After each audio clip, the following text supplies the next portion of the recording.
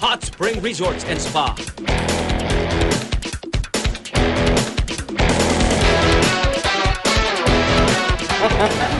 Tulog. Wow. Tulog ng host natin. Wala na. And we try the bed again. Wow! Look at that. Okay to Kahit hindi tayo mag-hot spring. So ano yan? Parang ina-adjust. Ang dami. 7,000 pesos. Tapos, pang-apatan. Or pwede rin hanggang 10.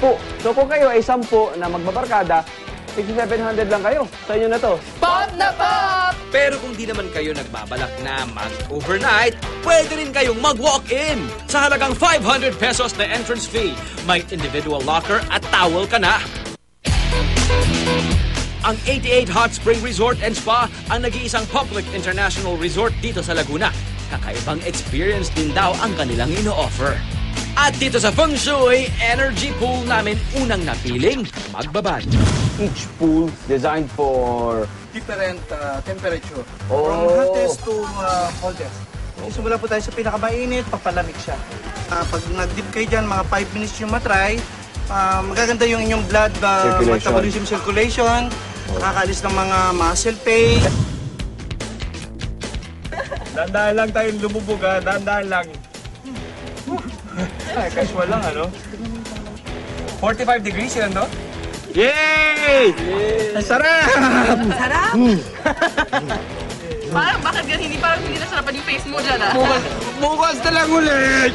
Tulog na tayo. Actually, pag nasa loob na, masarap mo. I think this is it. I think we have it.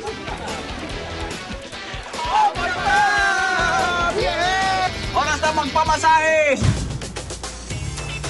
Okay. Dapat talaga hindi ka maingay pag nagpapamasahe ka Kasi magagalit talaga yung mga kasama mo na nagpapamasahe. Dapat...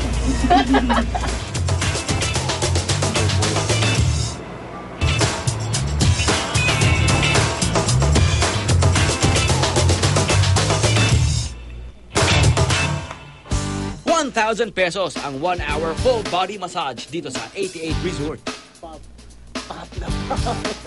So relaxing. Kain tayo.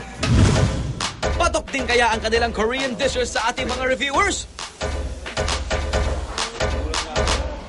Korean all the way. Best meal of the day. The food is yummy and a little bit hot. Spicy.